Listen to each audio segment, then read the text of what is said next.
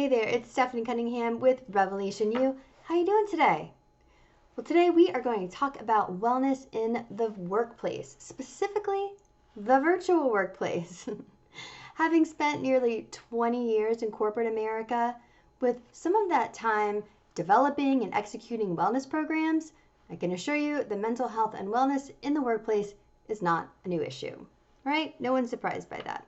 However, the last year has offered us a plethora of new stressors that we hadn't anticipated or experienced in the traditional workplace.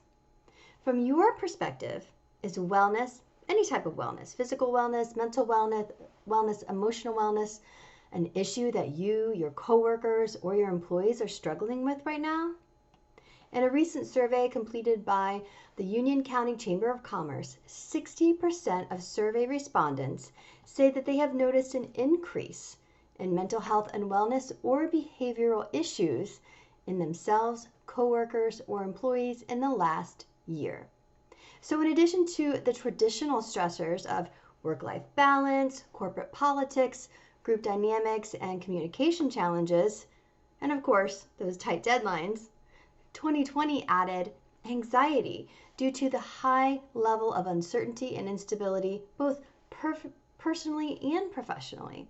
There's so many questions that just don't have answers right now. Feelings of disconnection due to remote work, which may be surprising to some of us.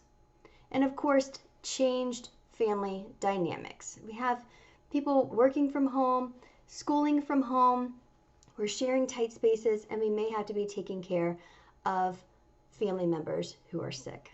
So every day we're packing all of that extra baggage into our briefcases when we head down to our home office. The good news is that most leaders and firms are taking this issue seriously, offering their teams information about EAPs, doing well-being checks, offering support groups, internal and external, and offering more wellness education. Is your company doing something similar right now? What has been working and what hasn't? If you don't mind, I'd like to share and offer a few ways that both leaders and individuals can support mental health and overall well-being in the virtual workplace.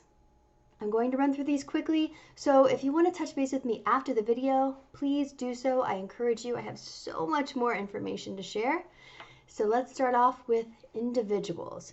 What can individuals, you personally, do to take responsibility for your mental health and well-being? First, increase self-awareness. Now, anyone who knows me knows that I believe self-awareness is the ultimate upgrade to your personal operating system, period. Raising your level of awareness of not only yourself, but others and the world around you is the real-life version of a system upgrade. Because understanding how you feel, how you work, and what you need allows you to make choices that support feeling good. Making decisions from this place of awareness, is true self-care. So becoming more aware of when you feel tired or anxious, maybe energetic or bored, allows you to understand what you need in that moment, whether it may be food or water, getting up to take a walk, or just plain doing something different. It also allows you to understand your most productive times of day. Did you know that we all have different times of day when we naturally feel more energetic and focused? We have a built-in energy management system. Pretty cool, right? Next, change your scenery or your routine. Have you changed your home office around since you've been working remotely? Or maybe have you changed your commute, your way to work? Have you gone around the couch instead of around the chair on your way to your home office? Things like if you normally watch news in the morning, maybe listen to some music. Or, if you brush your teeth before you get in the shower, maybe do it afterwards. So sometimes we just need to shake things up a little bit.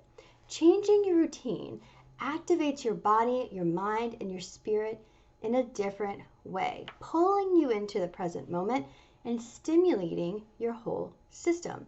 And sometimes that's all we need to just get us back on track. Third, have a good support system. Now let me ask you this question. When you're feeling a little off, do you recognize it immediately? Or does it take someone lovingly asking you what your deal is before you realize that something's going on? Well, I speak from experience. I know it's hard to recognize these things on your own. And my invitation to you would be to give a few people, either in your personal life or your professional life, permission to check on you. Your job in return is to stay calm, not get defensive, which can be hard, and ask what they are seeing that concerns them. Be open. Be open. All right, let's move on to a few things that leaders can do to take responsibility for their team's mental health and wellness. Leaders, think before you schedule a Zoom meeting or any meeting in general.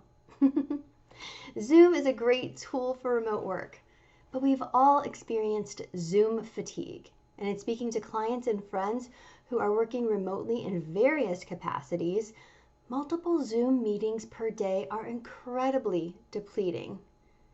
They increase levels of burnout and stifle creativity. Additionally, too many meetings in general can actually increase anxiety, Zoom or in person, because meetings generally come with what? To-dos, right? It's important to ensure that your team has time to both take advantage of the meeting and be in that meeting and also get those to-dos done in their normal workday. Bottom line, set a limit of how many meetings you have per day or per week and make sure they're as efficient as possible. We don't want to use this as water cooler time. Next, be more like Google. Yeah, right? That sounds pretty good, right? And what I mean by this is offer your team the opportunity to work on something completely new. One day a week, every 2 weeks, or monthly, have an innovation day where associates are encouraged to work on an idea that they feel can enhance the company's culture, business, or morale. Let their brain work in a different way and get excited about something new. This is part of Google's 10x thinking, in which they incorporate a 70-20-10 model. 70% of their projects are dedicated to core business, 20% of their products are related to core business, and 10% of their projects are unrelated to core business. So what does this do? How can this be supportive? Well, it supports a culture of yes rather than a culture of no. It inspires what if, out-of-the-box thinking, which is great for company innovation, but also for wellness. I mean, think about it. How do you feel when you're inspired? Excited, creative, playful, right?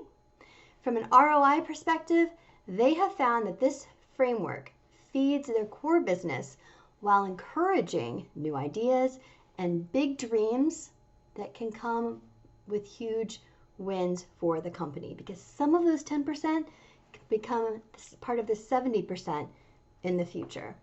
Pretty cool, right?